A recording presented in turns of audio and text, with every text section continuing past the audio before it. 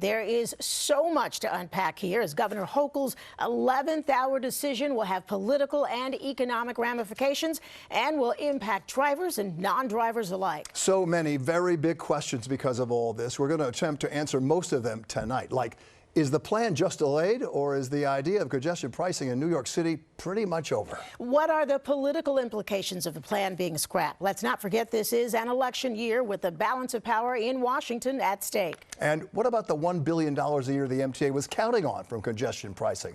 And why has the man who championed the tolling, the CEO of the MTA, not said a word about what happened today? As we said, there is a lot to unpack here, and we have reporters covering all angles. We're going to begin with Eyewitness News reporter Joe Torres. He's live on 60th Street on the Upper West Side. And Joe, that equipment there that's already been in place won't be doing much of anything.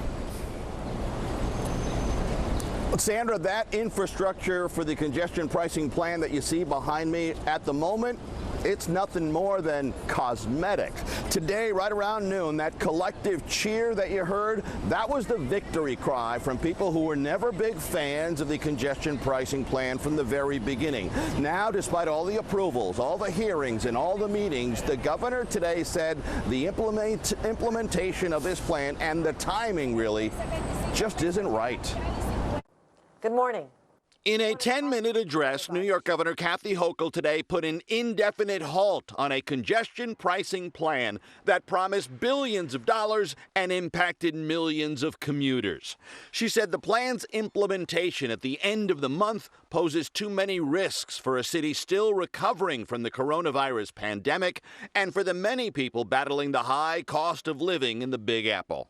A $15 charge may not seem like a lot to someone who has the means, but it can break the budget of a hard-working or middle-class household. Traffic reduction and cleaner air, just two of the promised benefits of congestion pricing, along with a steady source of revenue designed to enhance service, improve reliability, and repair tracks throughout the transit system.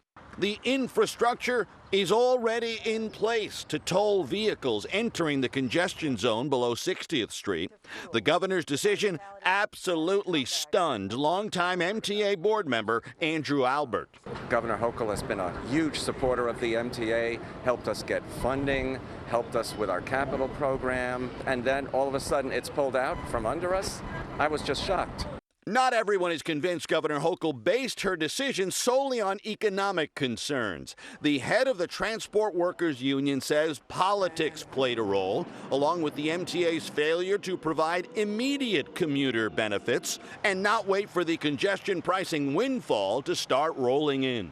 They flushed the moment down the toilet by not improving service for working people, and they expected to be able to do it in a way that didn't come with retribution, and now it did. In this moment of financial stress, high inflation, and already the high cost of living for so many New Yorkers, my focus must be on putting more money back in people's pockets. Now, regarding the anticipated revenue stream, the governor today ended her comments by saying there never is only one path forward. Well, the problem is, for the last several years, the MTA has employed a strategy that was a one-path focus. Is there another path to generate $1 billion a year in revenue? If there was, Bill and Sandra, we would have heard about it by now. Live on the Upper West Side, I'm Joe Torres, Channel 7 Eyewitness News.